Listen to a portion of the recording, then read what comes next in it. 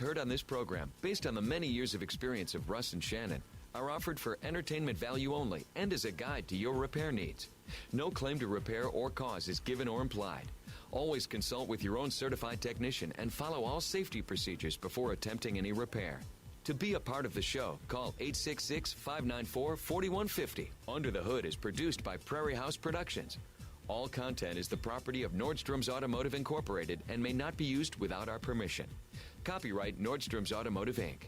Now, let's go under the hood with the Nordstrom's Motor Medics. Welcome to the Under the Hood show from the Autotempest.com studios. All the cars, one search, Autotempest.com/hoodie. I'm Chris Carter, here to answer your calls. Russ Evans is here to answer your automotive questions. Welcome back. Thank you. You want me to come over there and help out? You could switch chairs with me? I heard part of the show. It seemed to be going pretty well without me. We told people the truth while you were gone, that you were the automotive expert, that you teach us all the stuff, but sitting back there, you can't do both at once. I'm just so busy.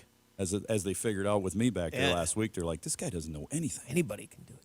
Anybody can do it. Shannon Nordstrom is here as well. I was not behind the board. No. Welcome, Hoodies. Thanks for tuning in so we can help you tune up. We're glad we're all back together again here in the studio. Chris was gone and won his prestigious awards for the company. Well, let me Would you like to clarify? Because my company Yes. won. Our location of our company won Partner of the Year for Children's Miracle explain Network. what you did. I mean, let's just take a minute to bask in something pretty cool. So, of course, when the pandemic hit, everything kind of shut down, and the fundraisers, you think of all the things that your local children's hospital does, the carnivals, the school fundraisers, all that stuff went away. And we actually do a radiothon every year, and we normally do it at the hospital.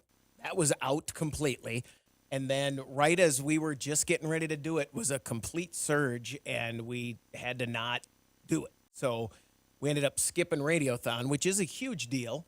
And the other fundraisers for the hospital kind of all, just went on hold. So the following, a couple months later, we did a big fundraiser for them. Then we did a radiothon, and then we did another radiothon at our regular time. So we did something that really no one does. We did 2 radiothons in a year and another big fundraiser, and our listeners did everything that they always do, and it just worked out that our radio stations, of which there's 6 of them, and 4 of them are involved in radiothon, they gave the award to our Sioux Falls affiliation, our Sioux Falls affiliate location of Midwest Broadcasting. So it was very cool. To help the children, how many dollars did you guys raise this year? Do you know the number off the top of your head? It was over $500,000. Both of our radiothons were slightly lower than normal, but added up, they were, of course, way higher than normal. So, than one. So it really did. And we did another fundraiser in there. We did a request-a-thon, which was we stayed on the air all day, and you could call and request any song you want, as long as it would pass the explicit filter on that would have on been our music interesting, player. I Yeah. suppose. So you could pay to play a song, and we sat in the studio and played songs all day long. And the more you paid, the higher your song went. Your song, by the way, got filtered out. It would not play. Oh, really? Yeah. There's some hidden words in there that I had forgotten about, and when it showed up, I was like, oh, yeah, we can't play that song. So I played the other one. I can't even remember now. It was the time. Oh. Yeah. Okay. And so we stayed on the entire day. Yeah, well, and do they have to call it the time now since Prince won't let them call it Morris Day? There's a little Morris bit of Day conflict there from the family. Holy moly. And that was by far the hardest thing we've done. That's staying on the air all day in the studio alone doing requests. We were on Zoom with people and stuff, but That's like old radio. That's what you used to do is take requests all day. It was way harder than any of the radiothons we did. So it worked out really great. Well, we are extremely proud of you and the work of the station that we call our home station here.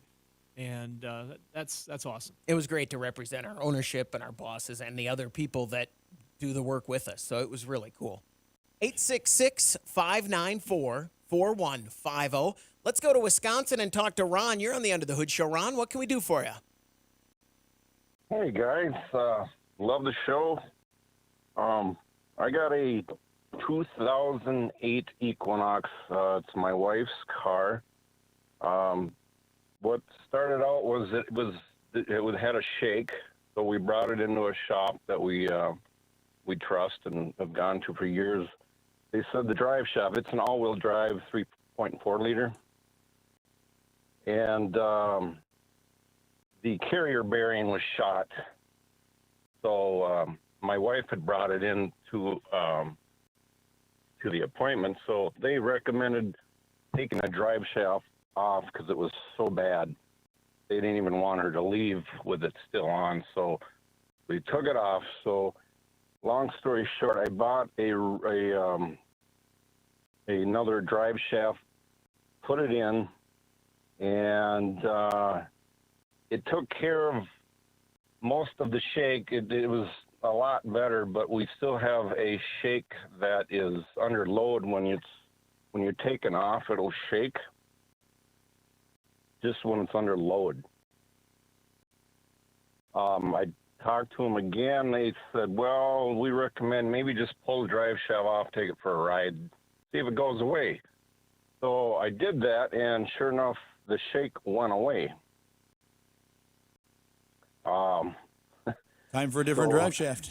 That's not what he wants to hear, Russ. No, but that we have had very few, but a few repeat failures when we've replaced those, even with a brand new drive shaft right from the dealership, from the manufacturer, aftermarket, Sure. factory, either one. We've put them in, and we've had an issue with them. So it is possible that there is a failure in that, and it usually comes from the joint in the front of the shaft. They've had some problems putting those together. And the one you put in there, and I know we sell quite a few of these. Was it a remanufactured or a built from new aftermarket, or was it a factory OEM, or was it a replacement used one from another vehicle? It was an aftermarket, and so I actually called this company back and told them about it, and they said, well, you know what, we'll send you another one. Was it a Dorman Products one? No, it was from, what is it, 1A Auto, I believe it was. Sure. A lot of those companies I have very don't good recall. warranties on their products, and they a lot of them don't have any questions. Have you know been able to it's install normal. the replacement that they sent yet? Yeah, so I put that one in, and it's literally the same exact thing. It just vibrates under load. So, I mean, you can be driving 55, 60 down the road, push, and just kick her down like you're going to pass a vehicle or something, and it's as soon as you go under load, it shakes again. How about it at a steady 65, 70 miles an hour? Does it vibrate at all? I'm sorry, does it? At a steady highway speed, does it vibrate? Oh, no. Okay. No, just if you're, like I said, just kind of under load or accelerating, I guess would be the best word. Well, if it doesn't do it with the drive shaft out, it's got to be in that back end going on there. I would try to take it where that drive shaft bolts to the back of the transfer case up front with all those little bolts that go around it. I would take that off and turn it a quarter turn and bolt it back on, and then drive it. Oh. And then turn it again, but start with a quarter turn. A half sometimes will get you the same vibration exactly, 180 out. But try a quarter turn and see if that changes it. Sometimes that will do it. And while you have it apart, check the output of the transfer case to make sure that bushing on the end and everything is snug there. Oh, you know what? Yeah. Also look at that transfer. Turn that shaft. Spin your wheels, put it neutral, and turn it, and make sure that flange is not bent. Because if it was so bad that they didn't want you to drive it with the shaft in the vehicle, it may have bent the flange on the back of that transfer case, which is hard to do, but it can happen. Interesting. So if he turns it a quarter and it stops, is it fixed? Yes, it's fixed. Okay. But also make sure those flanges, both the front Right. one on the transfer case and the rear one on that axle, are both turning true and straight. If they're not, they're going to have to be repaired. In different models of vehicles, different years, we do sell a number of transfer cases that actually start going bad internally on them. There's a very low fluid capacity in them. They get small leaks, and eventually they'll start eating those things up. But, it's definitely do a close inspection of that of that area where that shaft bolts on and the transfer case itself. Ron, good luck. Thanks very much for the call.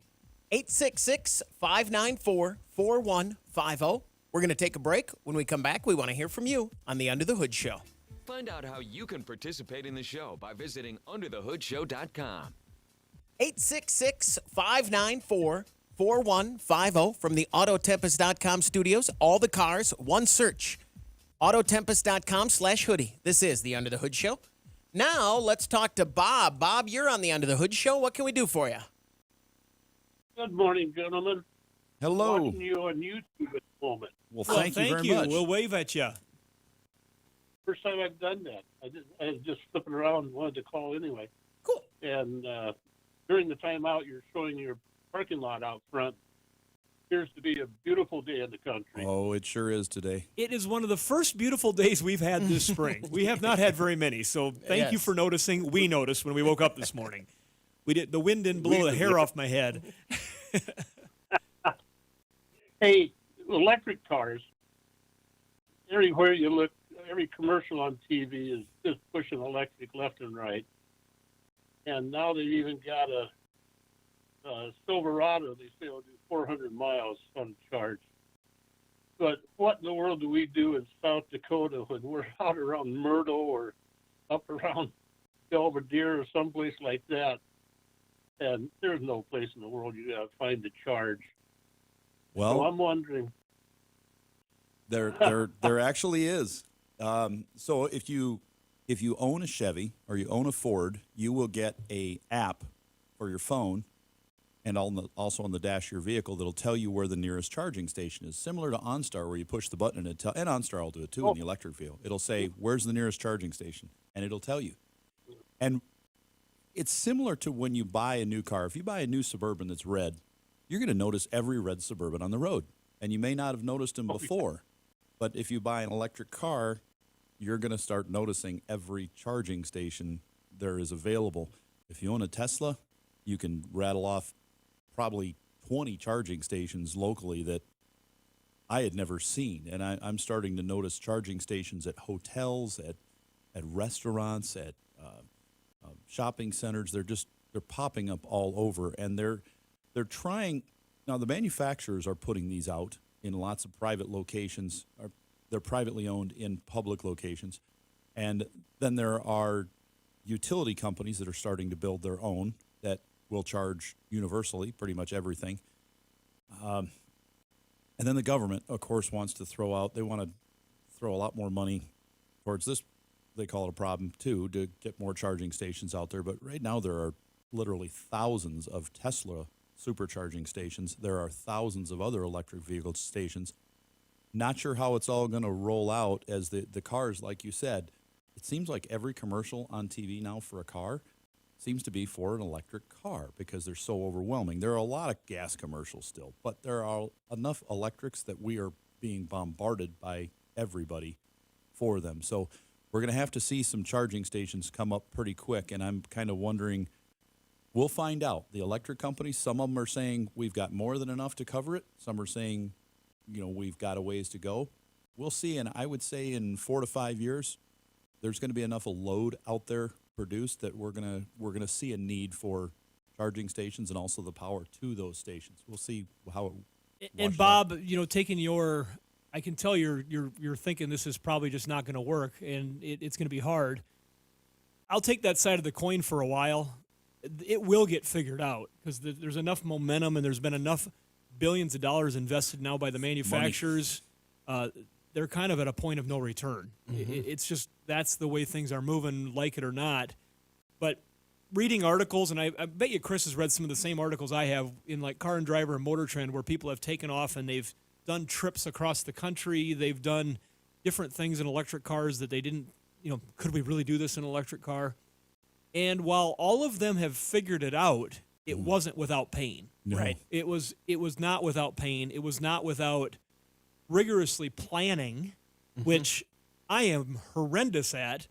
Terrible. I mean, when we finally get this is not good for Shannon Nordstrom. No. When we finally get some time off and we're going to go, it's like, okay, we're going. Go. And then if I had, that would be hard. So you'd have to plan your route according to where the charging stations currently are. And then when you get to some of the charging stations, there's been instances where the charging station was out of order. Or they got to the charging station they were supposed to go to, and it was backed up with other cars that were charging. Right. It's not like you just clear a pump in 5 minutes after you clear a gas pump. If you're hooked to an electric charger and you just got there, you might be there for a little bit.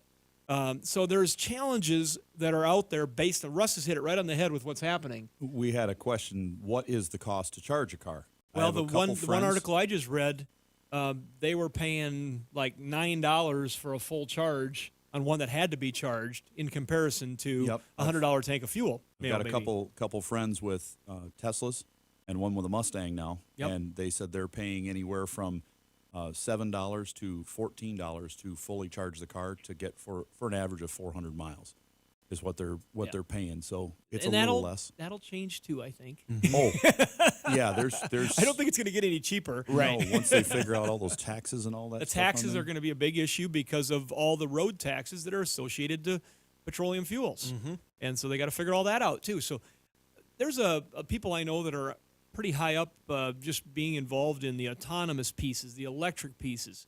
Behind the scenes, there is so much work going on. There are so many companies with huge investments. We're gonna be witness to an evolution, Right. and we'll be part of it. But the internally combusted gas engine is not going away anytime soon, and the transitions between this and that are going to involve biofuels. It's going to involve other things that are going to help us keep with clean energy efforts, like them or not, to get to that next point. And there's going to be huge challenges of securing the materials that are needed to make the batteries. Right. They're looking seriously all the way to Mars trying to find the stuff they need. And They're recycling. looking into the bottom of the ocean. I just read an article yesterday that they have found a way to get the materials back out of electronics. It's not functional yet on a large scale, but they have discovered a way to take old electronics, what used to be just thrown away, and they had to find a place to put it. Now they can, what was it called? It's flash heating. It heats to 5,000 degrees in under a second, and it will take out the rare minerals. Just, they're microscopic at the point, and that's what they're working on now, is getting the microscopic parts out of the electronics, and they're hoping to scale that up over the years. And I listened to a gentleman at our national convention who was talking about the future of recycling of these batteries, because as our industry goes, if you're listening to the show before, our company that started the Under the Hood show is a large automotive dismantling facility. We're a certified auto recycler. We're professional dismantlers. And this is something that we're very tuned in with. We're a certified electric vehicle dismantler now. We've had people taking classes and learning things about this. But that is where the big challenge is going to be. Currently, there is a demand for reuse of the modules and cells in the battery. There's a demand for that. That demand is for repurposing and using in other things. But what's going to happen? All these other things that people are buying them to repurpose for, those markets will get developed and they won't need the repurposed parts anymore. Right. The volume of electric vehicles and modules that are available in the market will grow to a surplus more so than this demand. So there's a challenge, and the manufacturers themselves, I've seen them taking two sides to that fence. They want the stuff back, but yet they're also talking to the people that are grinding them or flash pointing them or whatever just to get it to a raw material to make brand new things. So we're big on the reuse, but there is another faction that's trying to get them back to this pulp almost that they would make out of them. I think I just had this conversation with an auto dealer this week, and I think it's not ready. It's not going to happen everywhere, but it's coming. It's coming, and it'll be incremental, and it'll be what it is. It's not something you have to worry about. It's not something you have to. If you want the bottom line on it, look to the richest guy in the world who has the largest electric car manufacturer, who just said, "quote Drill, baby, drill. We need oil." That's what he said. We're not ready yet. He owns it. Yeah, he knows that, but he wants it to get to that point. Right. But he said, right now, it's not going to happen. You're going to be driving your. So, Bob, if you're still on the line, you will probably have to plan a little better when you go to Belvedere, if that's an area that may or may not have a charger nearby. But you'll still get out of the vehicle, and you're still going to be using that good old shotgun that you've had for a long time when you go hunting. Murdo. Bob mentioned Murdo, too. They have 14 chargers. Yeah. So it is along the interstate. It's a lot more prevalent than elsewhere too. So it'll get there. We're going to take a break. When we come back, we want to hear from you. 866-594-4150. This is the Under the Hood Show. Make a radio appointment each week to hear the Nordstrom's Under the Hood Show. 866-594-4150 from the Autotempest.com studios. All the cars, one search. This is the Under the Hood Show, Autotempest.com/hoodie. If you follow us on Facebook and you join the Hoodie Fan Club at UnderTheHoodShow.com, you could win a hoodie. Like Jerry Williams, who listens to us in Alamosa, Colorado on KZBR. Congratulations from all of us here at Under the Hood and our friends over at Universal Technical Institute. You heard us talking about electric cars. Well, if you want to get trained on how to work on that new technology, you're going to need a place like Universal Technical Institute. If you want to learn how to be the best at working on internal combustion engines, whether they be propane or gasoline or ethanol, biofuel, whatever it may be, Universal Technical Institute. Also welding, marine mechanics, motorcycle mechanics. Check out Universal Technical Institute, uti.edu. I've been reading a lot about electric planes, too, lately. Yeah. So I was doing a deep dive just last night, Chris, into I know nothing on this Elon subject. Musk's personal electric plane that they've been developing, and then the stuff that might come out in the future. But that thing he has that's his personal one they've been developing kind of secretly, but because they're like, it's not for public. It's Right. Wow. If you see that thing, there are gonna be reports of UFOs because it looks like a spaceship. The amount of flights that are under 1 hour is extraordinary. It's like 45% of all air travel is under 1 hour and could be done by electric planes. Have you seen the personal? There's a name that you sit in it. It's like a drone for one person. Isn't that thing cool? You put your phone in it. You snap your phone in, and it controls it. It's wow. It's on hold right now. Yeah. The one we saw, One person Didn't work? It's not flying right Did now. it have an issue? It had an issue. because before the issue, Yeah. it was the coolest thing I'd ever seen. Let's talk to Bill. Bill, you're on the Under the Hood Show. What can we do for you? Yeah, I have a 1996 Buick Riviera, and I've had quite a few of these in the past, but it's the first time I run into this problem. I have my security light pops on and off sometimes when I'm driving, and I just had it pop on while I was getting gas, and of course, everything will come on, but the car won't start. Luckily, the light went off and the car started. And I'm just kind of wondering if there's a way to try to bypass this issue. I'm sure it's either in the cylinder lock, or I know there's some sort of BCM or IPC control that controls the BCM signal. But is there any light you can put on this subject? Is that I'm trying to remember because my wife and I had one of these cars. Is that a chip key? It's got a chip in the key? Yep, that one's the chip key. You can physically see the little pellet in the Chip in the key, in yeah. the chrome part of the key for people that are listening and trying to get a visual on it. So we started seeing those in the Park Avenues and the LeSabres and the Camaros and the Firebirds. A lot of that type of stuff in the 80s. Yeah, and they started doing those chip keys, and just about out of it in '96. They were starting to transition away from it. You're getting just about to the That end was the of it. last year. Passkey 2, was it? Yep, they went away with the chip at the end of '96. So it has to be bypassed immediately because it's going to leave you stranded for sure. And that can be done Right. typically at most places that do car stereo installations. They will take your key, they will measure the resistance, they will build a little resistor that meets that resistance, and they will solder it in line instead of having to go up to the key, because what you've got going on is you've got these two super thin wires. They're about 1/64th of an inch. They're tiny, tiny, tiny.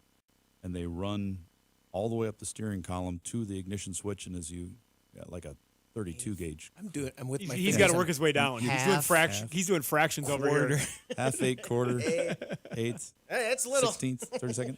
Yeah, so when you turn the key, these wires bend with it. They have to rotate. They're so small because they need to rotate. Otherwise, you wouldn't be able to turn the key if it had, half-inch wire.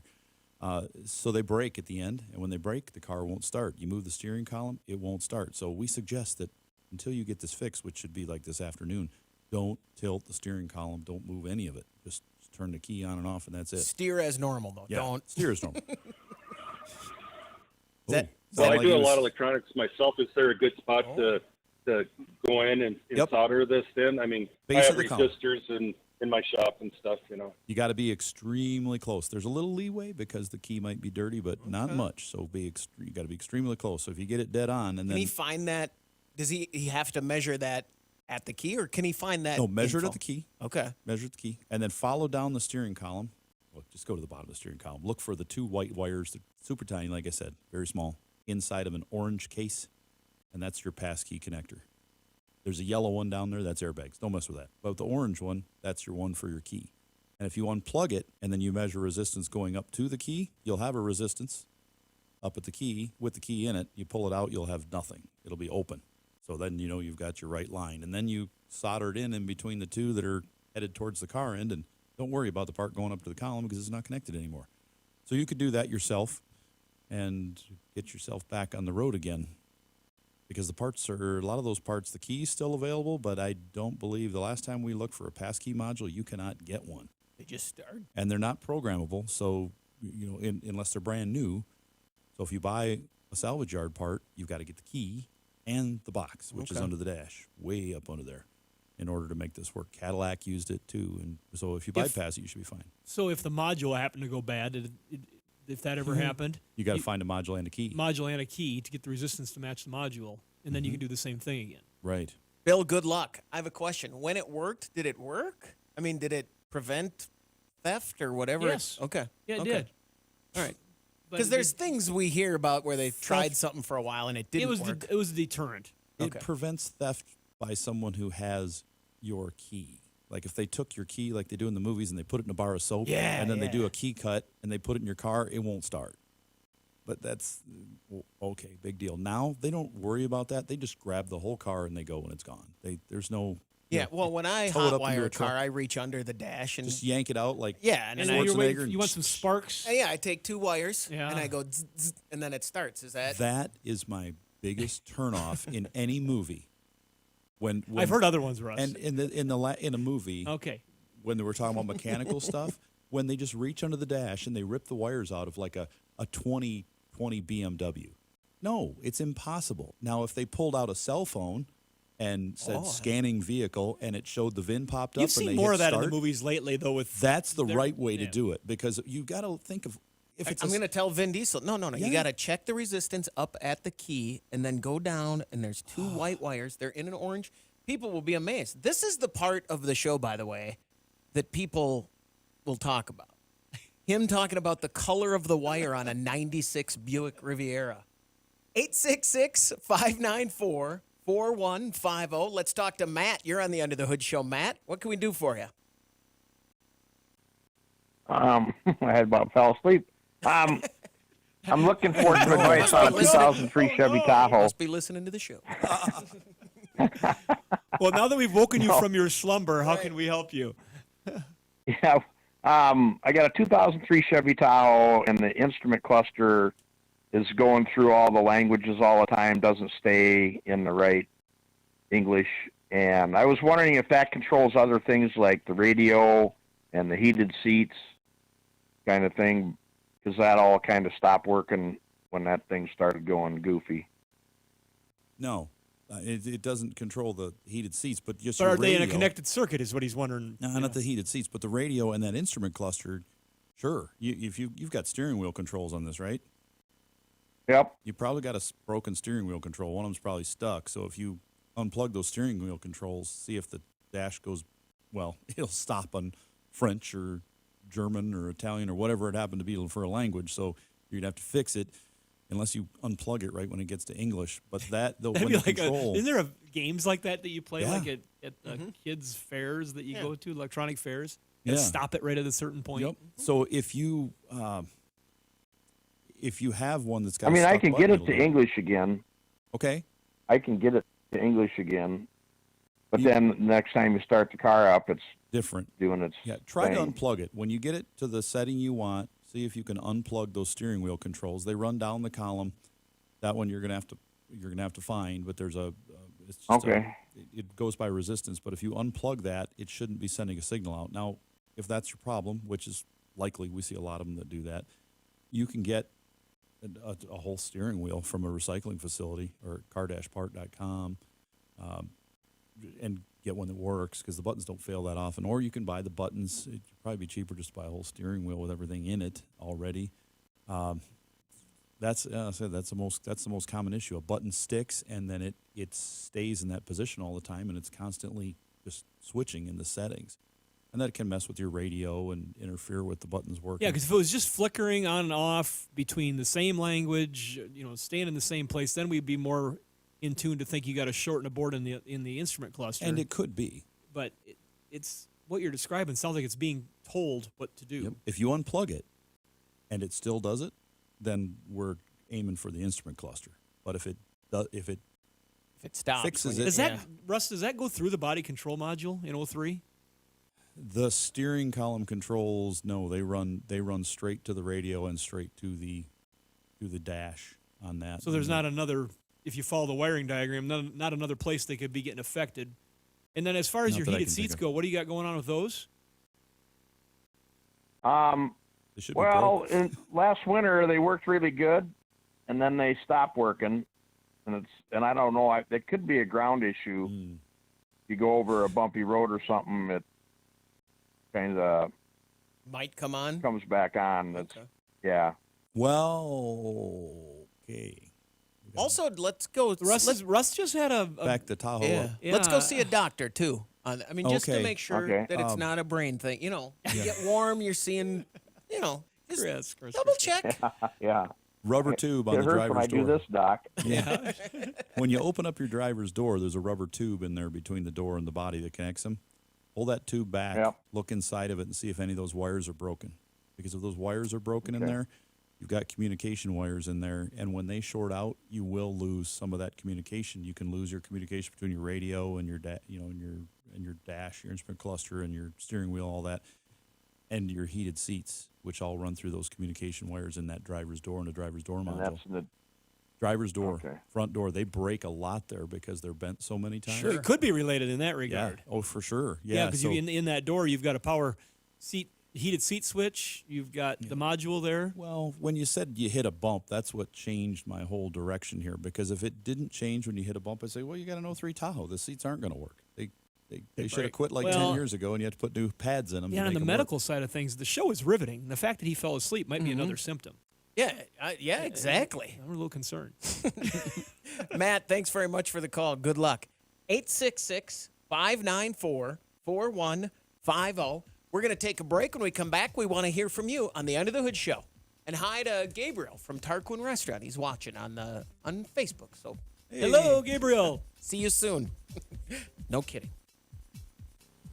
Car feeling ill? Don't want to spread it to your wallet? Call the Motor Medics now for free advice. 866-594-4150 from the Autotempest.com studios. All the cars, one search. Autotempest.com/hoodie. What's caught your attention in the automotive world? Automotive world? Easy for you to say. Right. Speaking of Autotempest.com/hoodie. And what's caught our attention? Hoodie, make sure you use that hoodie on there after the slash, because special things come your way. Anyways, or just click on our website. The link on our website, you can go there for any of our sponsors. Click, there you go.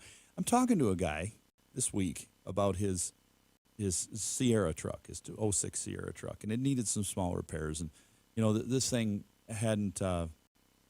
Now, your idea of a small repair is different a few than $100. a truck owner's, but yeah, go ahead. This one needed a few $100, and they said, well, we're not sure if it's worth, we don't want to spend the money on it. I'm like, you realize what the truck's worth, right? And he's like, oh no, not that much. I'm like, well, I'll give you $20,000 for it today.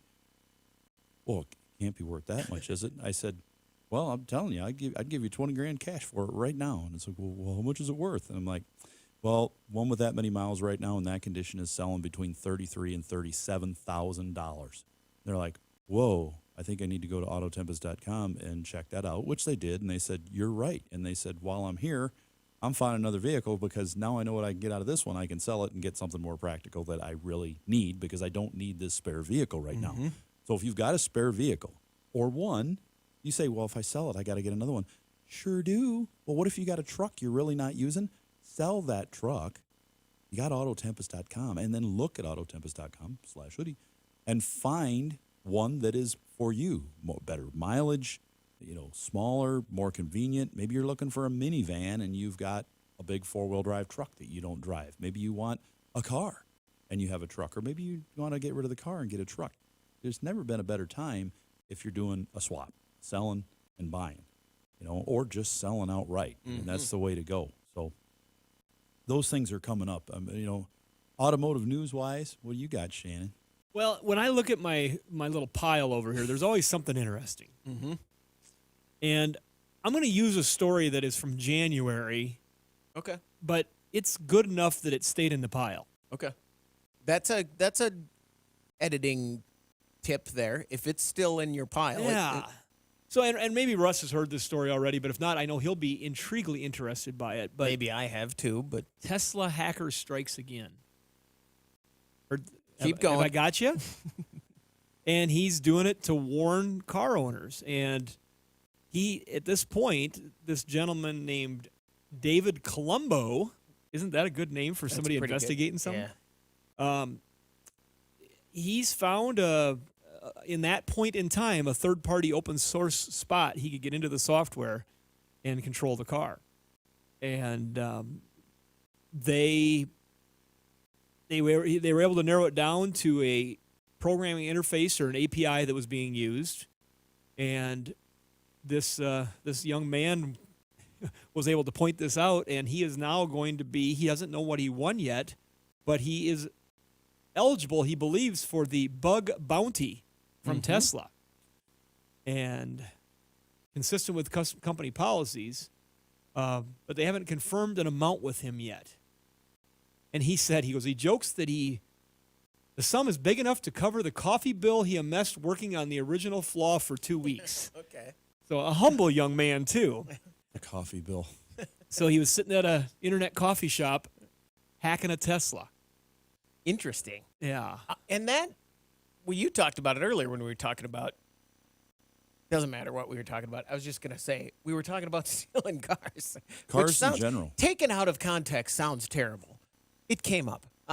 It's a real problem. Yeah. Hacking cars, any car. Your gasoline car, if it has an electric type shift in it where you turn a dial to put it in gear or a lever you pull or anything like that, and not the old handle with a real cable on it, it can typically be driven.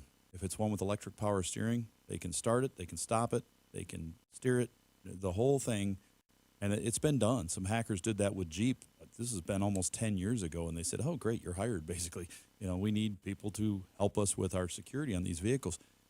There's been movies made where they show, a whole fleet of cars being driven into traffic to try to slow down the people that are chasing them, and it's a real thing. So thankfully they're on top of this, because if it started becoming news of cars just driving themselves out into busy intersections, it could be, like a terrorist kind of activity. It could be bad, but they don't usually miss much on any of these cars. They really, Right. they're constantly looking, and the computers are constantly scanning, looking for data breaches, possible openings on these things. But He was a teenager, and he's from Germany. Okay. And what he was able to do is when he got into the API, he was able to find the email address of the car's owner, and that opened him up to control of the account and potentially the car. Oh, wow. Yeah. And so it's something that the Tesla folks were quickly able to write a fix for, but he'll be eligible for a nice little prize from Tesla for doing that. And a lot of the folks out there that have electronic items, they will tell you, hey, if you can get into it, tell us. Right. By all means, Let us try know. and let us know. And we'll give you a little something, because we would like to know this. It's a whole industry. There's a whole industry of security breaching companies that are built to do that, so to be hired to do that. So yeah, and I think as we move from one technology to the next, going back, is it going to be easier to hack a 5-year-old car with newer equipment? That we've talked about that in the past too, how they have to lock it off and they have to make sure it stays locked off. once they stop making updates for a car, There's always a way. There's always a backdoor into any computer system, no matter how well they try to secure it. But you have updates. Windows, you'll get the message that says, "Oh, Windows, XP is no longer being supported with updates." Okay, there's no updates. I just found a hack, so I'm in your computer. You don't run that operating system. So with cars, you're right, Chris. There could come a point where a newer, all autonomous car becomes older than the software updates, and I could see a point. Let's say this was the year 2075, and we have a car made in 2050, and this is the year 2075, and that car is no longer supported by updates. They may deem it not usable. They may say, no, cars have to be returned at this point. You can only own, if you've got an old muscle car that's you're still being insured by Berkeley One Classics on your 69 Camaro. Cryptocurrency for clunkers, they're going to call it. They're Crypto for clunkers. We've talked about I'm car going to share. write that down. Car share. Remember that, Shannon? You buy a new car, you lease it, basically. You have it for 5 years, and then it's returned. You don't have a choice. They take the car back. So there could come a point in life where you're supplied a car, you have to pay for it, and you get whichever you want, but you pay for it, you keep it a number of years, it gets taken back automatically, and they change the car. And if you don't give your neighbor a ride, they take it back. Yeah. If you don't, for whatever reason, if you don't make it available for ride share, they take it back. There's probably going to be different levels of that, but it could happen. Now, yes, I don't like that world. Why are you bringing that up? You could still own your classic. You could still own your truck, but there wouldn't be that many. Oh of them no, out probably there. not, because it would be environmentally incorrect. Well, there could come that point. I don't like too. those things. We're talking 50 years in the future, but it's very likely. I could see in bigger cities there would be if you gave that option to people right now, said just like a lease. You have this car for this many dollars, this long. You don't pay any registration, anything. This is your car. I could see a lot of people would jump on board with that. We wouldn't like that around here. We like individualities in cars, but there are a lot of people that would be. I've got family members that would love to have just transportation. Yeah, I That's just what want they need. transportation for $200 a month. I want to drive it anywhere I want. I don't want to register it. Don't want to insure it because you are taking care of all of it. That'd be great. 866-594-4150. What else has caught your attention? There are so many manufacturers that I'm seeing, just watching the internet placements, the TV commercials, just the shift in the marketing to reserve your vehicle now. Mm-hmm. We talked about this a little bit on previous shows, to get your order in now. They're embracing that fact that it's going to be a while before there's any sort of inventories. That last story I read about the Tesla came from Automotive News, and that's really a Bible for the automotive industry, and the manufacturers and dealers. Really, there's a lot of information in there. But one of the things they used to go through on there is the 90-day supply of a certain model. We've got 120 days supply of a certain model. Oh, our inventories have bulked up to where we've got a half a year's supply. We're not selling the cars. There's nobody that's got any sort of supply of vehicles. I saw a commercial the other day, and they said if you come into our dealership, you can order all of the stuff you want. You don't have to take what we have on our lot. You can order the options you want, order the exact car you want, and then you don't even have to pay for it yet. We'll build your car the way you want it, and then when it's ready, we'll deliver it to you. But there's another level of excitement with that. Yeah. Where It's like the old days. Yeah, where you're waiting for something. Mm-hmm. We've gotten to a drive-through world.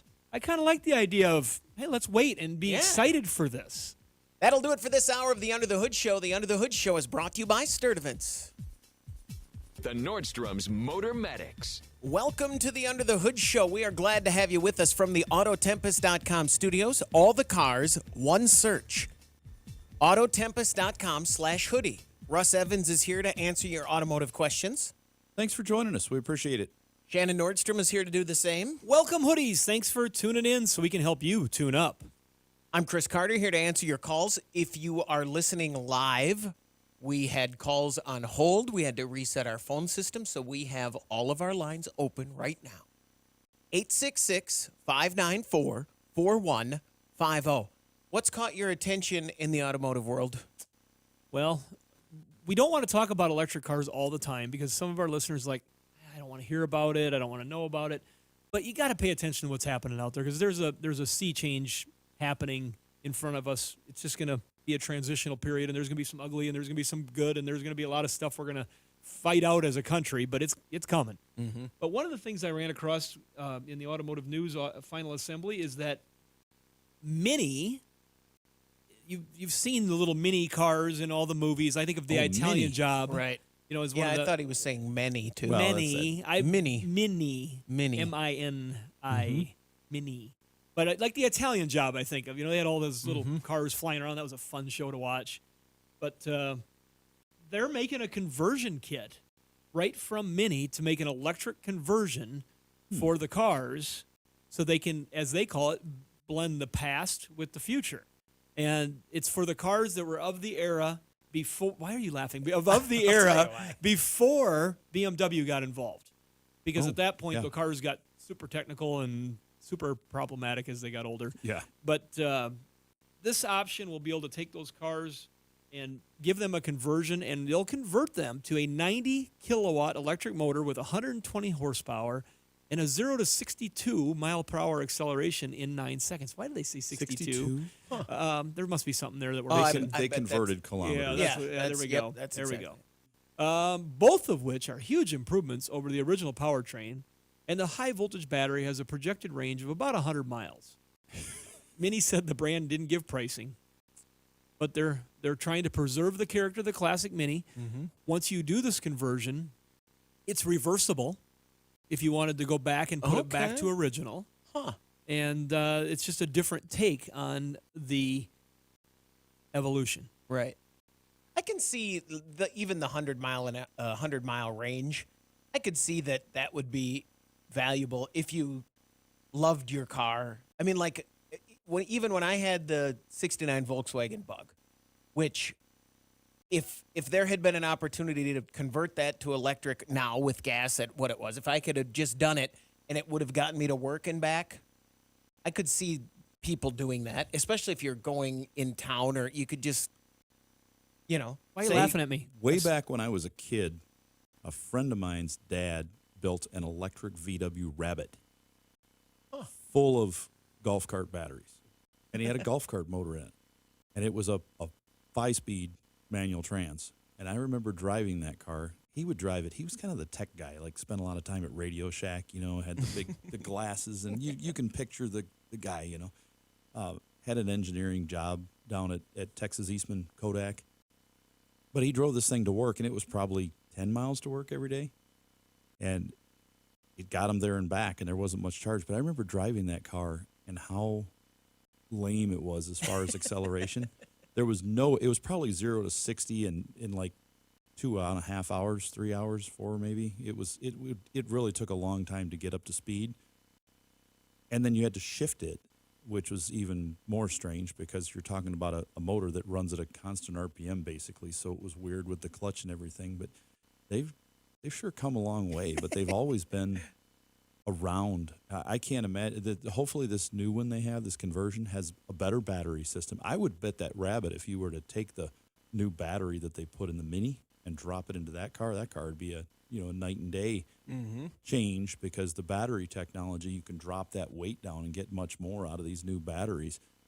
But people have tried conversions like that for a long time. It's really cool when we go to the SEMA show. Even the one a few years ago had some really nice electric conversions of classics that could have been reversed. They had the '65 Mustang that was converted, the Camaro that was converted. A lot of things that were, and those are fun. Did you notice how people thought? I think everybody thought an electric car was cool 20 years ago, when it was just somebody's hobby. They're like, oh, look how cool that is. I can remember our local TV station doing a bit on one almost 30 years ago. This kid builds an electric car. Look how cool it is. Oh, yeah, that's great. That's what I was just looking for on my phone.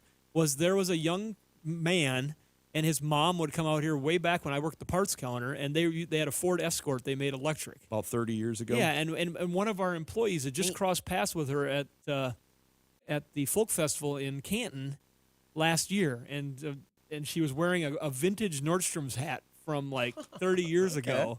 and it stemmed a conversation that involved that creation of this electric And Escort they were loved making. it. right? At the time, Yeah. everybody loved it. But boy, when they start saying you're going to drive one, they're like, no.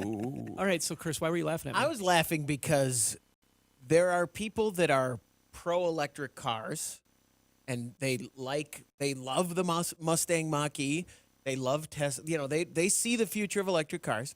And then you've got our listeners who don't like electric cars and say they'll never drive one. And then you bring up the Mini Cooper story, and I bet the people that like electric cars are going, don't bring up the Mini. And the people who like 100 minis, the mini purists are going, no. No, there How are dare The you. program, by the way, is There are called none. Mini Recharged, and we did get a note from producer Doug paying attention to what we're doing in here that 62 miles an hour is 100 yeah. kilometers per hour. kilometers per hour. Because if And- you lived in Germany, how would you like it if they said, this car does 0 to 98 No one, kph in listen, 8 no seconds? one is listening. There's no Mini traditionalist listening. How do you know? Oh. Bring it. Go to our We- Facebook page. There's an I'm saying- Italian woman that's let's- written the show, all right. emailed us. Are you still listening out there? I'm she saying- had a mini. I'm standing by it. Yeah, and But the people, the electric car people are going, don't bring that up. you know where That's you the one." find a classic Mini? And the other people are going, see, that's why I'm not going to ever buy an electric You car. want to do Mini Recharged? Do you know where you find one? Autotempest.com Slash you go. hoodie. /hoodie. You're gonna I think you'd find a classic. Do we know what year Mini. is the pre? Well, I wish I knew for sure, but We can look it up. they did say I can look it you up. can look it up, but they did say it's after 1959, I think, and then up to is available for owners of the cars from the pre-BMW era beginning in 1959. And I want to say that's somewhere around 2000. Okay. If I had to guess, All right. you know, they started coming out with those Mini Coopers and stuff. Was They kind of came over Yeah, here. They yeah. actually became late a thing, 90s, yeah. 2000s, somewhere in there. 866-594-4150. Remember, you can call that number 24 hours a day. Let's talk to Daniel in California. You're on the Under the Hood Show. Daniel, what can we do for you? Yeah, guys. I got a 2003 Honda Civic Hybrid with a 5-speed manual, and I'm having a really bad, grinding / squeaking sound in the steering column when I accelerate from a stop. Like, if I'm stopped at the stoplight, I can turn the steering wheel left and right, no sound. But if I kind of, gun it a little bit and I start turning, I hear this really bad squeaking from the steering column, and it goes away at higher speeds. Well, first I've got to pause here because I did not realize, and this is just me not knowing, that they made a hybrid with a manual transmission in it. You said 5-speed Yeah, manual. when my girlfriend bought it, it threw me off completely. It's a 5-speed manual. It was for the first 3 years of the Civic Hybrid. Did not know that. I guess I haven't paid enough attention because it's not. Yeah, you've got one, but it just when you said that was the biggest news flash out of your question, and I may even have missed the question because I was so intrigued by it being a 5-speed manual. I think I've only seen one of these ever in our shop. And if I remember it right, when you drive this car, it drives, when you start it up, you actually start it and it's running, right? The gas engine's running, and the electric is to assist the gas. It's not the gas that assists the electric like typical. So it's exactly backwards, right? Yeah. Yeah, so there you go, Shannon. You start up the car, the engine's running, and then to give you more acceleration, because you couldn't have an electric that kicked on and off, it adds the electric to it to move the car. That's how Like a that works. Ferrari. It's just like the Yeah, Ferrari yeah. hybrid. Yeah. E-assist. So I think this car, I also believe that this one has a hydraulic power steering pump on it too, off the engine, because the engine's running, whereas with the hybrid, just electric with an automatic trans, it's an electric steering system in it. And I'm wondering, a few of these we saw in the regular Civic, the power steering lines, there was a bulletin, they were run too close to the firewall, and you could just grab them and bend them like a 1/4 inch and fix this problem. But under a load, as you take off and the engine would rock on the motor mounts, the lines would touch Pinch this. it off? They would touch the column, Okay. and they'd vibrate. They just kind of zzz and make a squeaky sound. Okay. And then when you let off, they'd quit. Or when the load decreased as you get up to speed, it would go away. And so it could be something like that, or even motor mounts that have gotten worn to the point where something's moving more than it should under load. Common on a and ca- manual and- trans. and causing that stress to get on something. So you're going to probably want to have somebody get that thing up on an alignment rack or somewhere where you can get a good, safe view to the bottom side of it and try putting some stress on that drivetrain and just see what moves and what's close to something else, what could be touching, and maybe start there. Daniel, thanks very much for the call. 866-594-4150. The story on BMW, by the way, BMW purchased them. This is what my quick look shows that they purchased Mini in 96, and the cars that were affected by BMW came out in 2001. So that's what we're talking about. I was pretty close. Pretty close.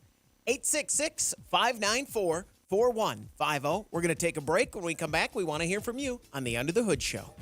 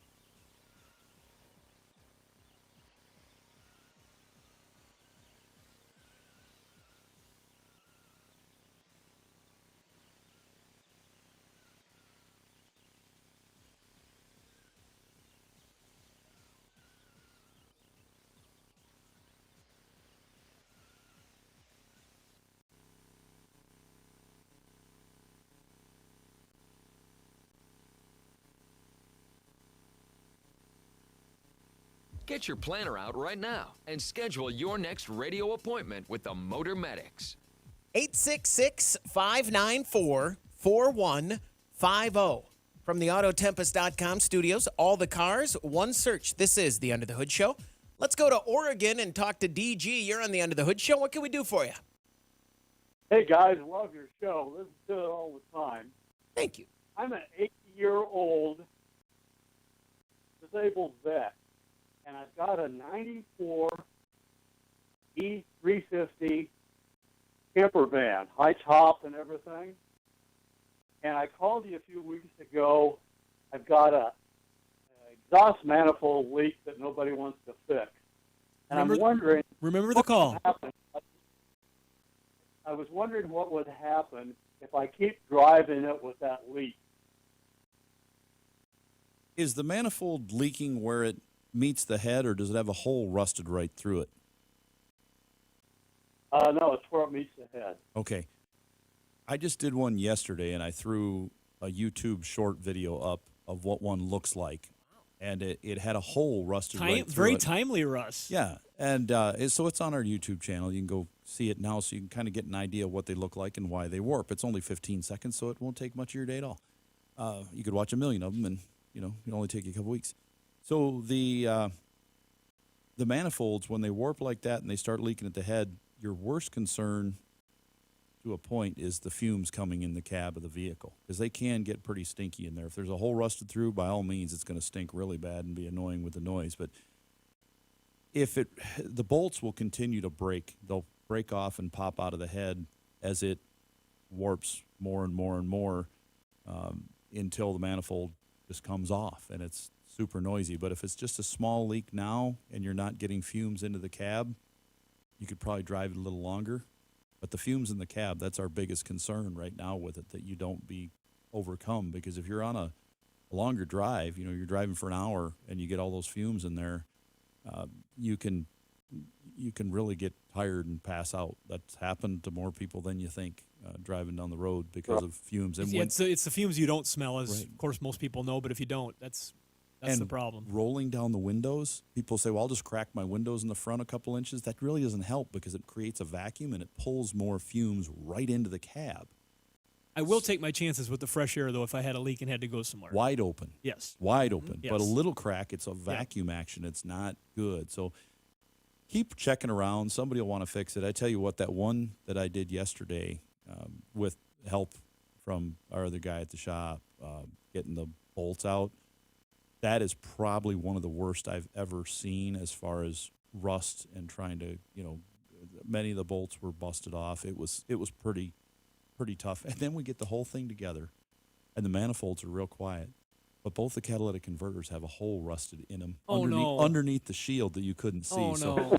we peeled the shields off and welded a washer to the rotten part to fill the hole, and then welded in the. So that was very interesting on it. When you're getting those bolts out, the one thing that I regret that I wish I would have done, this vehicle was with us for a couple months because we told them it's going to be difficult. We didn't want to mess with it. I wish I would have gone out to the parking lot every day and sprayed PB Blaster on the bolts because I could get to these bolts on this older model vehicle. It would have made my job easier.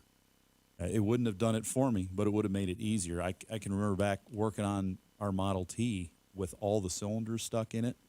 We just filled up the cylinders on this thing and just let it Well, settle. now, may I ask, on those bolts you're talking about, it looks like the bolts stick out and it has a nut on top of it. Yes, it's I've a stud. already stripped that. I tried tightening it up, and I don't think tightening it up is going to be doing any good because it's leaking just a little bit on the back cylinder on the passenger side. And you could tighten it up. You were able to turn the nuts? I think he said he stripped it. Mm-hmm. Okay, because if you could No.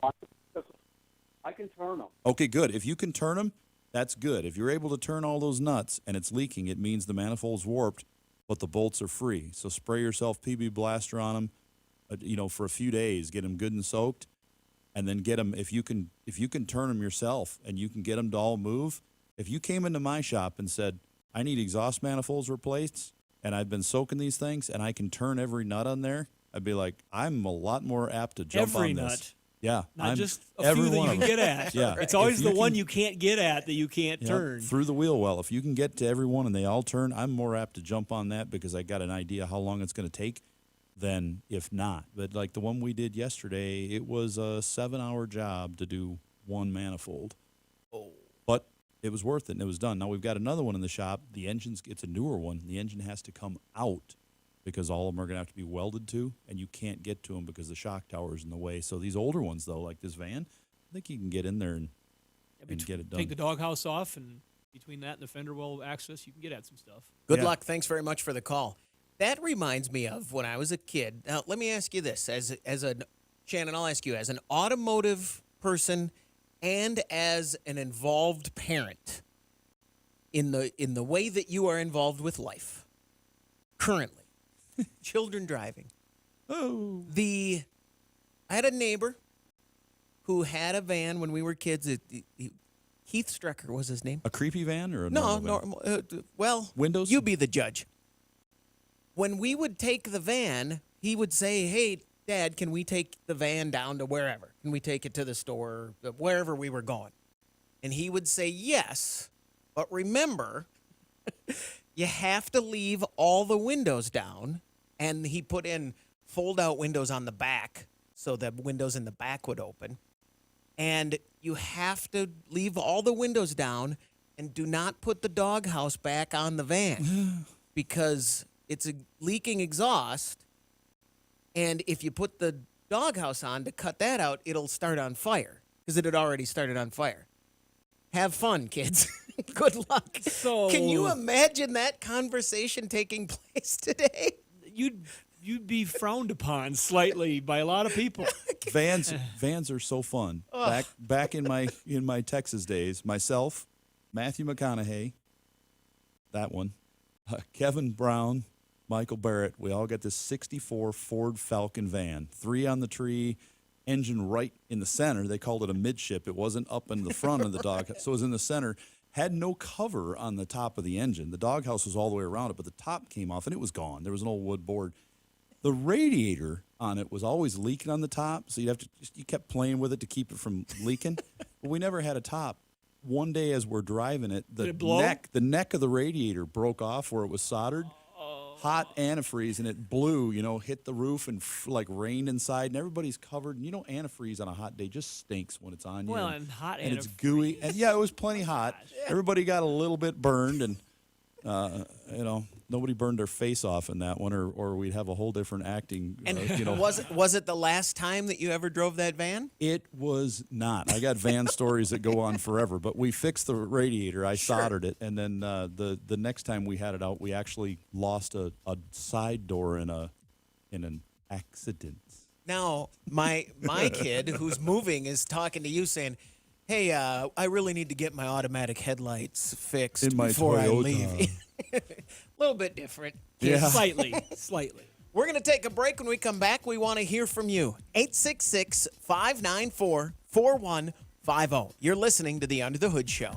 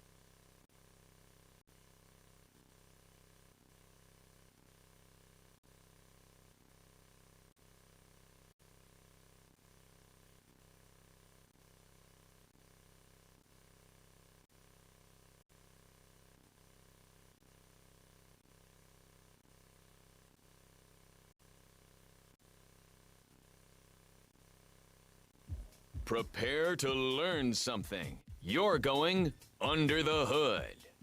866-594-4150 from the Autotempest.com studios. All the cars, one search. Autotempest.com/hoodie. This is the Under the Hood Show. If you subscribe to our YouTube channel and join the Hoodie fan club at underthehoodshow.com, you could win a hoodie.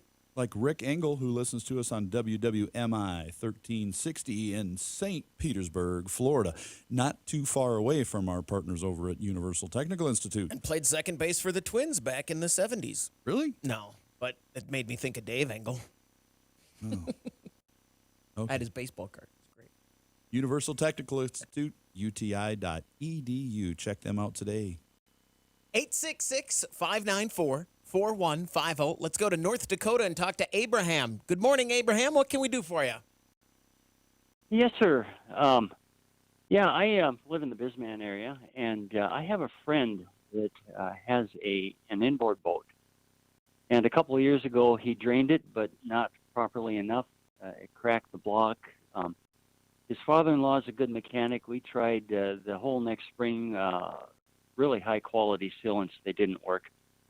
And then I made the suggestion, let's get a good used motor and that's decent and switch it in. Well, 2 motors later,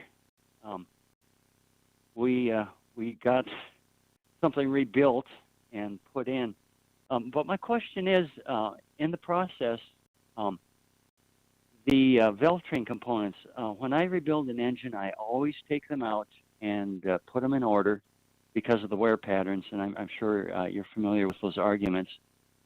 And I make sure to put them back the way I took them out. He said, don't worry about it. He threw it all in a box.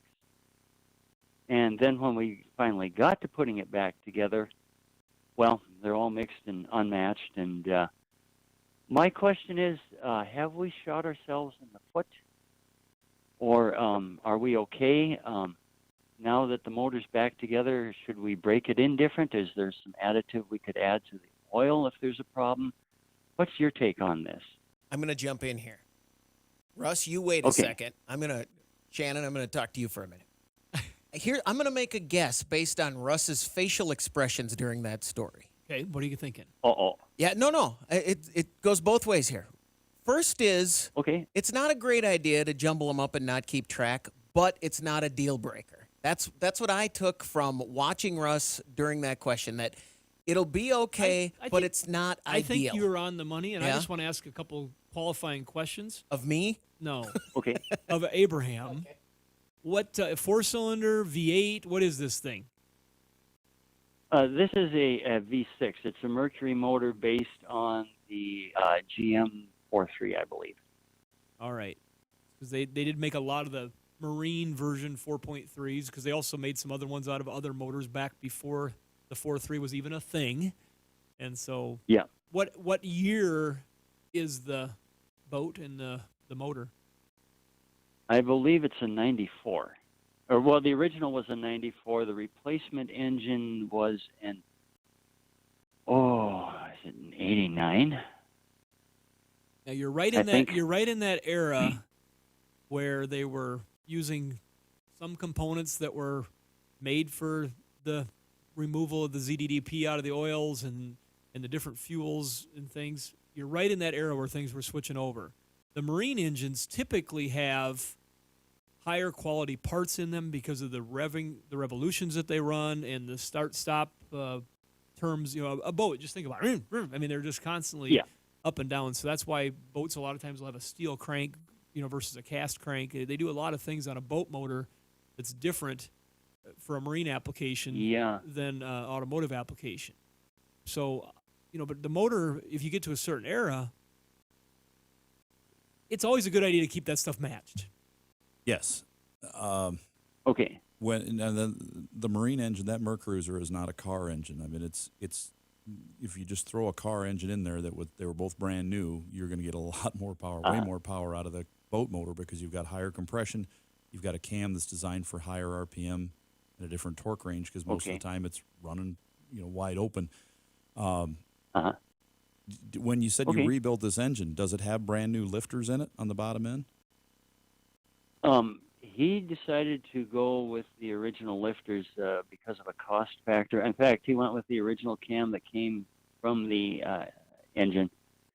They are roller tappets, so and that particular instance, I'm kind of wiping my brow a little bit because I think a roller would weather this better than a swipe tappet. Yeah, so the original was the roller cam and lifters? Yeah, on both engines, the one that was ruined and the replacement. Yeah. Okay, but now he's got a flat tappet cam in it? No, Okay. they were both rollers. The replacement engine's a roller also. If he's running a roller lifter on there and he gets those lifter mixed up, it'll typically be a little more forgiving on that kind of boat motor. And that was Abraham's hunch. Then if you're running, Yes, if you that was pull my hunch, flat tappets out and you go mixing them up, the biggest problem you have there could be valve train noise. And with the hydraulic lifters, a lot of times that'll take up the problem, and you really won't have a lot of issue on that style engine. But okay, you should be all right. But if you're, I definitely, and it's one hand to the other. I mean, if they're not really worried about a super, all the original power the boat had, they just want something that's economical and will cruise around all day, they'll be just fine with the car style engine in there. I made an assumption, Russ, that they got an automotive engine. Did you get another marine engine, or did you get an automotive engine? Well, the first replacement was an automotive engine, but it also had a cracked block problem. We ended up ordering a marine engine from Mississippi. Okay. In the end, so we're assured that there's no leaks, and there haven't been. But so it is a marine engine that replaces the original one. It's just 4 or 5 years older, and definitely use plenty of assembly lube, and just to be safe, that's a performance application. You do have rollers in there, but I would use an oil like from a classic car type oil myself. I think you're just in that era. It can't hurt anything. It's going to be good to give it that extra lubrication with like a Joe Gibbs racing oil or something like that. I think it'd be a safe bet, and then, like I said, plenty of assembly lube when you're putting things together. Okay. We did put a little lube on it, putting it together, although the engine is together now.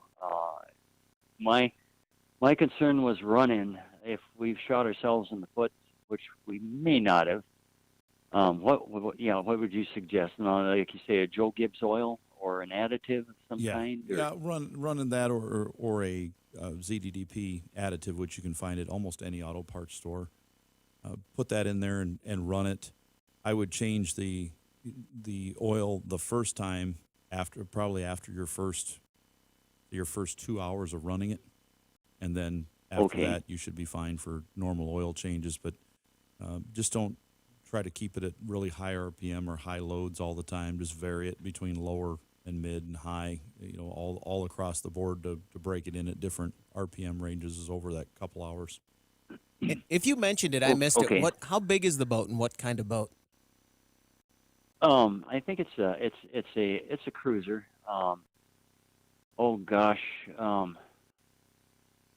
I'm not sure what his size is. I'm going to go with maybe an 18-footer or better.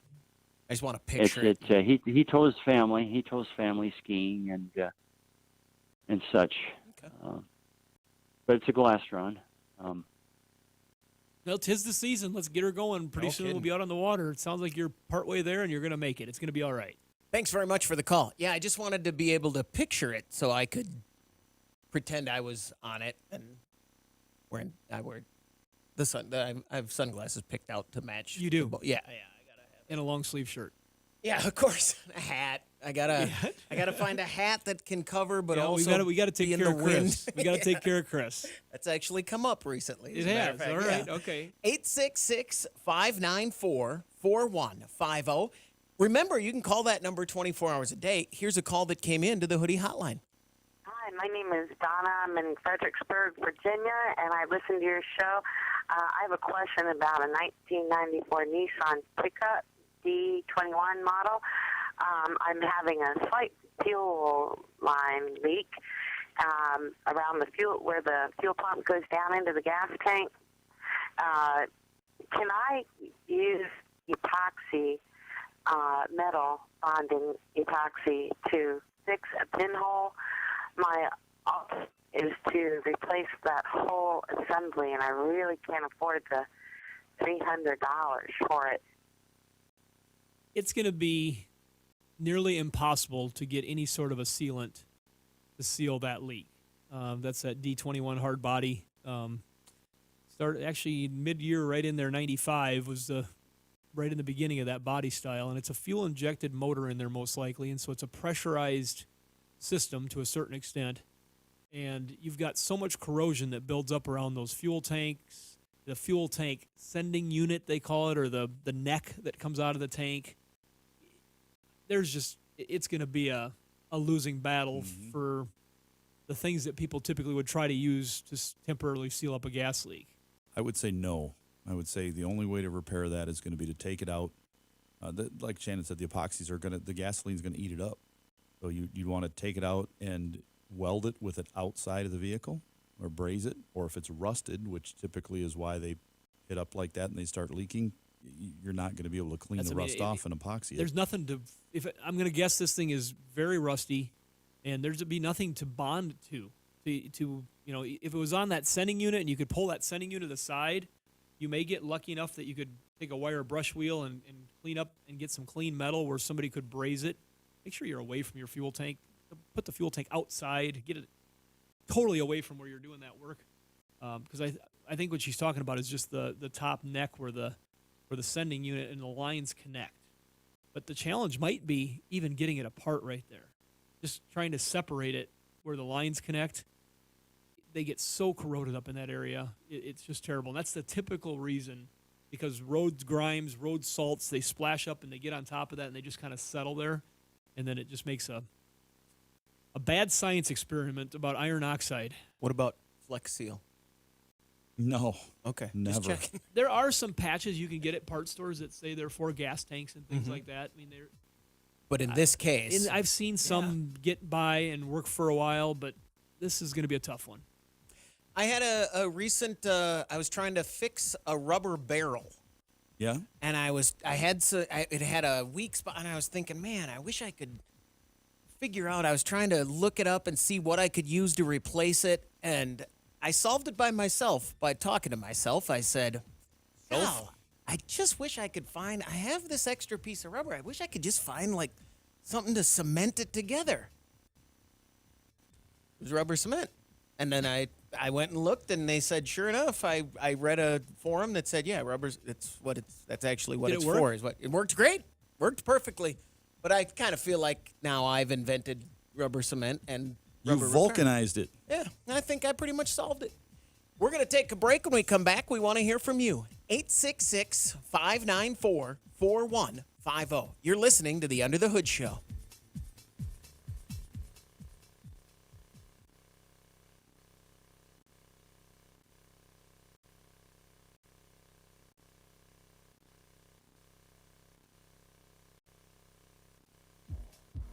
Be sure to visit our website for news, contests, and previous shows at underthehoodshow.com.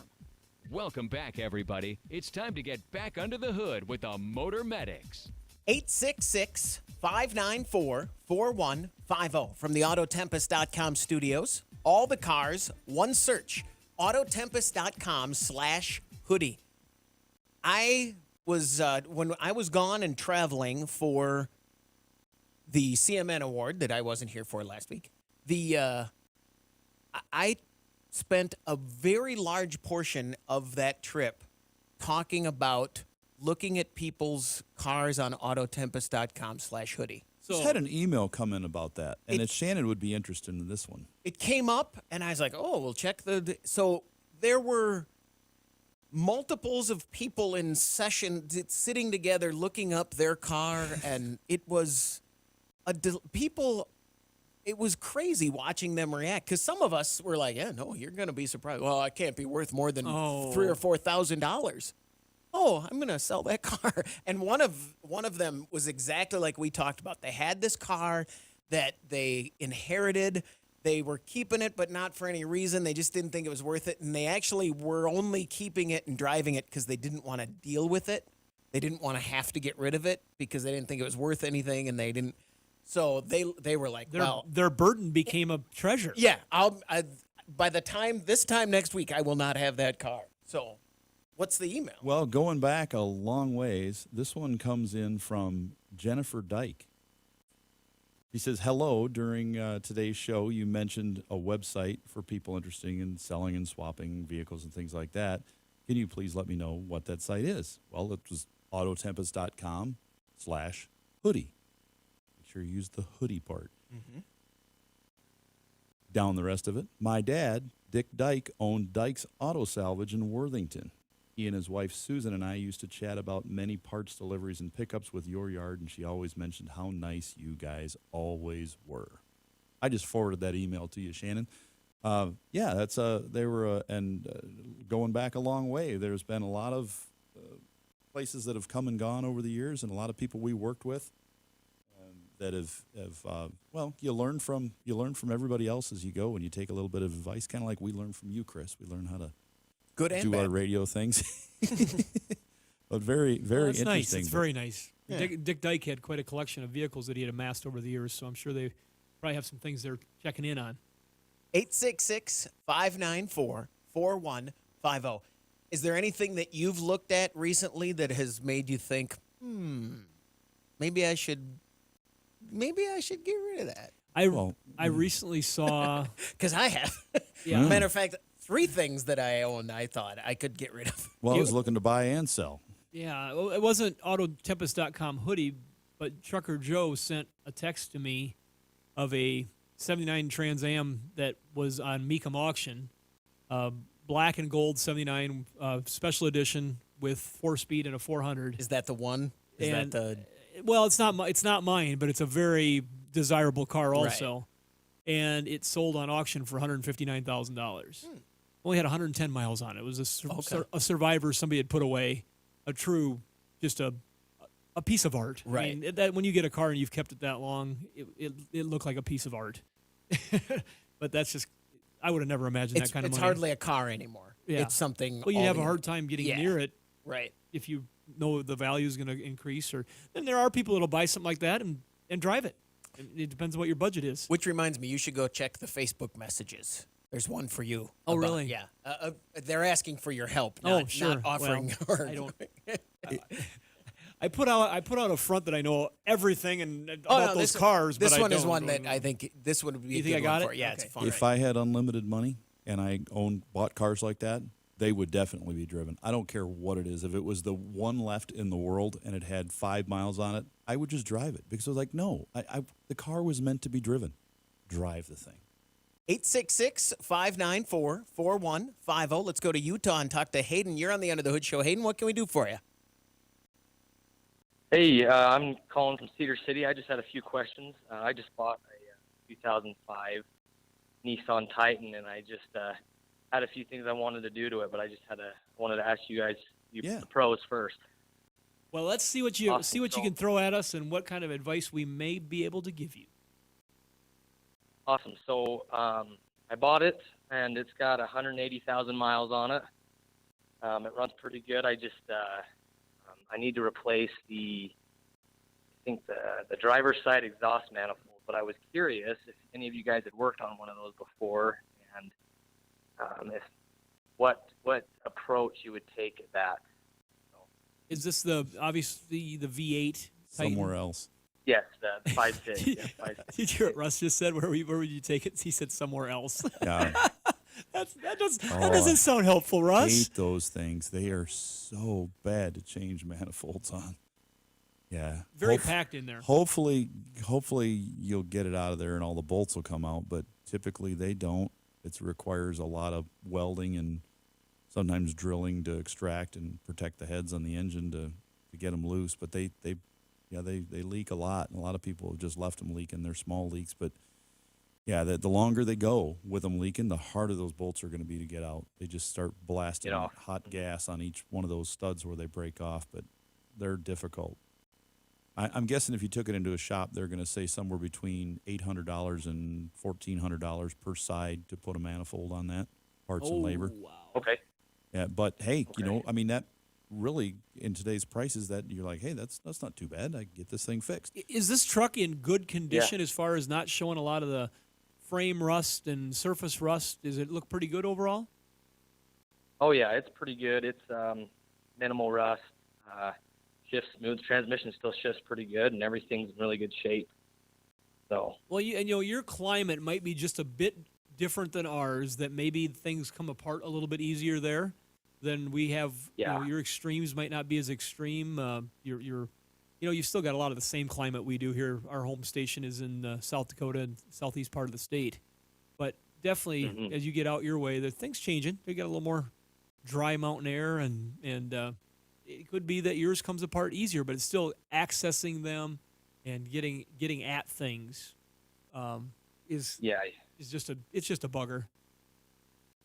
Exactly, and I heard that you have to loosen the motor mounts and jack it up and all that stuff. Yes, so make we'll it see easier. if I want to tackle that or if I want to pay someone to do it for me. So what else you want to wonder about on that Nissan? I guess I could just ask you guys. I went into it, knowing those motors are pretty reliable. What are your opinions on Nissans and Toyotas and Well, just in general, kind that of trucks they go truck for? you've got there, we see many of them at our dismantling facility that have got a bunch of miles on them that are still being used every day and they get wrecked. And our demand on that engine is not super high. We have some demand. We sell some from time to time, but there's people that don't have the best of luck or don't maintain things very well, and things break. But it's not we sell it as fast as we get it type of an engine in there. The transmissions go into the same category. And when you get in something about the foreign trucks, But that's a good thing, it's right? a good thing that you don't get them and and, sell and 'em. on the something about the foreign trucks. And Russ, correct me if I'm wrong here from your side with the repair shop, but we just don't sell a lot of differentials.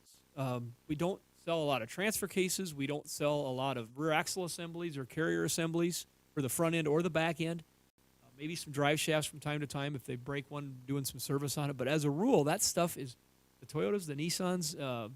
They're quite solid in that part of the way the trucks are built. And so whenever we dismantle one, inventory one, boy, it's just every once in a while we get a ticker on our activity that'll say, hey, that rear end's in demand. But typically they're not high demand and they're pretty affordable parts when you do need stuff. Which can, in his case, is great news. Yeah, and that's something you can do. One of our partners on the show, and we also sell our parts there, and people use it all across the country, is Car Dash Part. And if you're ever looking for something, this is an interesting thing, too. We talked about our partner, autotempest.com/hoodie. But if you go to Car Dash Part, you could look up an engine for the vehicle you're looking at buying and see what a replacement used engine might cost. And if there's a whole bunch of them out there and they're $700, that just means they're not failing very much. But, Right. but if there's very few listed and the price is $4,000, you might just want to check it out a little bit more. That'll do it for this hour of the Under the Hood Show. Thanks for joining us. Until next time, underthehoodshow.com. For Russ and Shannon, I'm Chris Carter. Thanks for listening to the Under the Hood Show.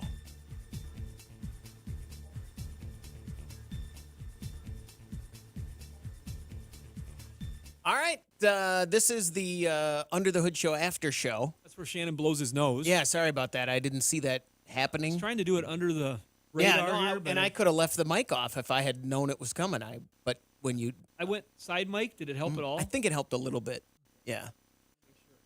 I had an experience. I thought I texted you guys, but maybe I didn't because I know I texted some people. I was in a nearby town recently, not somewhere I normally drive. And in this town, there is a new area where there is 2 roundabouts. 2 new And by the way, I think roundabouts are the greatest thing ever invented. They are if you know how to use them. Yeah, I love roundabouts. And I had yield in. That day, I had my first very bad experience where someone on this roundabout, and it's rare, it's pretty new, they just froze and stopped. And Yield to the left. It shut the whole thing down because they just stopped on the roundabout and everybody had to stop. And it was I could see where that person probably doesn't like roundabouts. So I saw it from both sides. So I was in that traffic kind of, and I finally get going around the roundabout, and I'm going 3/4 of the way around. So as I get about a quarter of the way around, it opens up in front of me. So I just go a little faster because I was in my car that turns well. And, Slot car? yeah. And I got on the gas a little bit, and it worked great. I went on my way. Not to the point of drifting. No. Okay. Half mile down the road, I come to the next roundabout, and there's no cars around at all. Did you drift round and round and round? So I thought, well, this one I can take faster. There's no traffic. I can see how fast I can go around this roundabout. I mean, I can just test out a little bit. So I'm going halfway around this one, and I get on the gas, and just as I'm about to take my exit, I'm in second gear, 20 miles, and I don't know how fast I was, 15. Just as I'm about to take the exit, the back end kicks out just a little bit, but it felt like I was in a video game because it kicked out, and I went with it, and then I turned, and I took the exit, and it was easy. Did you feel like it was effortless? I felt like I was on a dirt track? Yeah, I felt like you're I at was Bristol Steve with the NASCAR? Kinzer. I was Steve Kinzer. So I immediately went down the road, turned around, and came back, hoping there's still no traffic around. And there's no traffic. And now I'm on the roundabout. I'm going onto this roundabout, and I don't know if I mentioned this, but I'm actually just gonna do a full roundabout because I have to go the same way I have to turn around. Yeah. So I get on the roundabout, and I goose it a little, and I was Steve Kinzer. I drifted You that felt thing good. around. I felt like a Can I- professional. I wasn't even in any of the driving modes that assist the drifting in my car. I just drifted around that There thing. are some people right now that's saying Chris is an animal, and there's some people that are saying that is so lame. Yeah. Both at the same Yeah, time. what do you? So I went all the way around this thing, just 20 miles an hour, just a little bit. So I feel pretty good about things. Companion roundabout story, not a top-it story, just a companion story. Also, I'm probably going to break that thing soon, so pencil me down for a month from now because I'm going to go. Companion story. 4 years ago now, probably 3 years ago, towing impound auction in our local community. I'm going through and looking at the vehicles, and the owner of the towing company is just walking by, saying hi. Likes to give me a hard time. I like to give him a hard time. Sure. We've known each other for quite a while. And there's a very new Kia Optima there that is really screwed up. It's got the front end pushed up. The motor and transmission were both broken from the bottom side. The back end was pushed up on the rear bumper. And I said, Francis, what happened to this car? And he said, that is what happens if you don't slow down for the roundabout. Oh. And so on one of the new roundabouts, somebody came down the street straight, and whatever reason, we won't get into the reasons, they went straight over the roundabout and launched the car. Oh my! And in our community, some of those roundabouts, they've got some nice landscaping that's sort of peaked, to bring it up a little bit more in the center. We had some fountains in ours down in Texas. Yeah, and so it kind of Caesar's Palace. created downtown. they Evil had the Knievel. fountains. created an unnatural ramp, Sure. but it really messed that car up. I We bet. were looking at buying it for parts, and for us on a late model car like that, it's always something we're looking for. We don't buy just clunkers. We try to buy stuff that's in the current 10 years and was driving down the road and wrecked, because if it gets wrecked in the side, we want the other side. If it gets wrecked in the back, we want the front. If it gets wrecked if it rolls over, we want the drivetrain, and vice versa. But in this case, there just wasn't much left. It was all broken. We get some doors. I think one of those was screwed up because either the paramedics or somebody had pulled open the door to help someone, and so the door wasn't even any good. So it's just, but that was when you said roundabout. That's the story that always comes to my mind. You know what just came to my mind when you said that? George Carlin, when he's talking about the organ donor on the license. Wait, this man's a donor. When he's talking about should we save their life, he was like, wait, this man's a donor. And I'm like thinking of him, he's like, wait, this car's a donor. Don't worry about the person inside. Go to the other side and take that door off. Oh, now I got to tell you another story. Bring it on.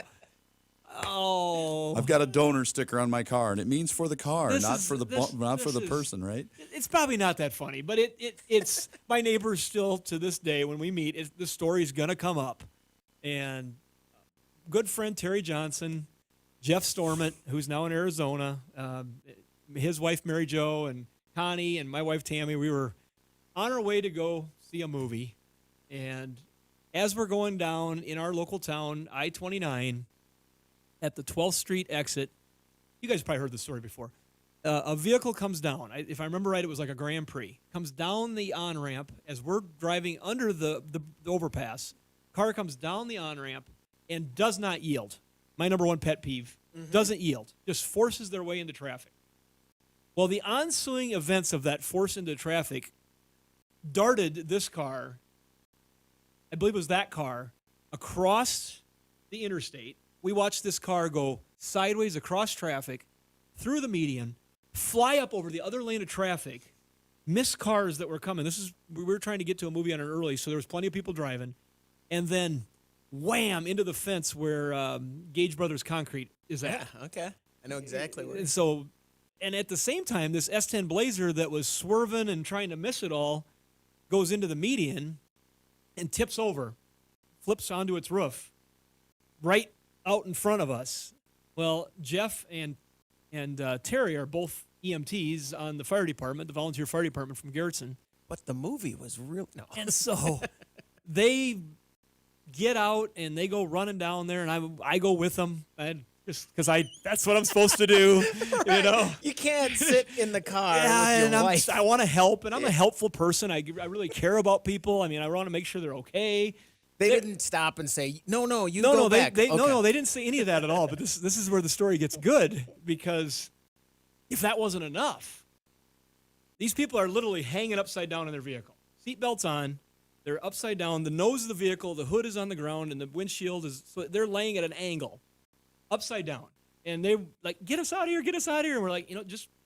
And Jeff is a symbol of calmness. He's just saying, hey, you're gonna be okay. Doesn't look like you're hurt. Let's make we, sure. We want to make sure you're okay, but we just want to be careful here.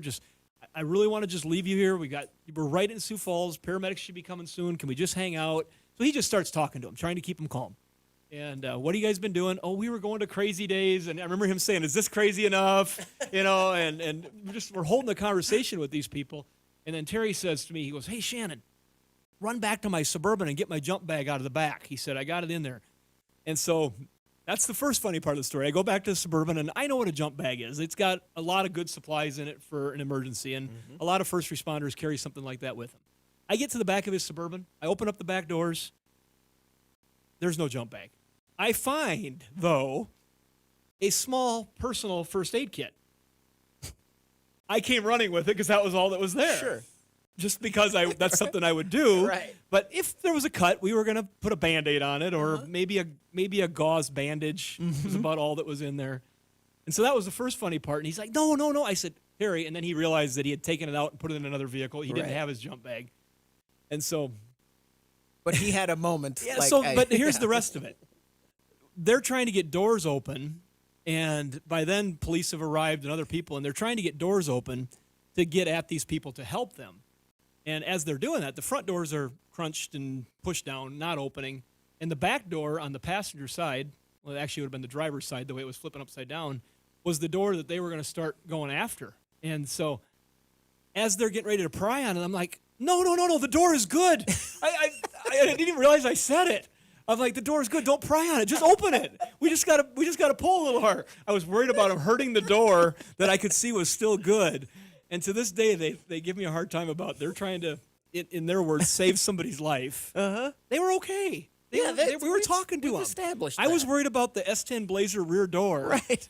And this is in this moment. So yeah, that's what makes me think of that when you say all that. Was that a story we're telling? Yeah, absolutely. All right. A little embarrassing to me, but all right. I think that's probably enough stories for today. We've implicated ourselves enough. I'm gonna have to send Russ, that. you To, got I don't know if Terry and Jeff let's watch the YouTube version, but I'm gonna have to get that clip. Yeah, and if you're watching the show, before you comment on the end and go, "Well, this is supposed to be an automotive show," he's talking about something. It's over. This is the after party. Go back to the beginning and watch the good stuff. All right, there you go. That is the after show for the Under the Hood show. Don't forget, autotempest.com/hoodie. That helps us out, and it tells you what your car's worth. And then you can just go, oh, I better. The movie we went to? Yeah, what was it? Something about Polly? Or What was Along it, Came Polly? 1930? Along Came Polly. Polly? Yeah, okay. Yeah, it was a funny show. But we got there late. Sure. Normal time. But we just, yeah. Sharon's like, no, we weren't late at all. But I know that's the movie we were 10 going minutes to. in. The big hairy guy when he's playing basketball sliding. You know what's against him. ironic? I think the last time I saw Jeff in person was when I was hanging upside down in the Jeep, and he came along and said, he came to help. "Hi, Russ. How you doing?" I said, "I'm great. Now pick my fat butt up and help me get this seatbelt off." He's like, "I don't know if I can do that."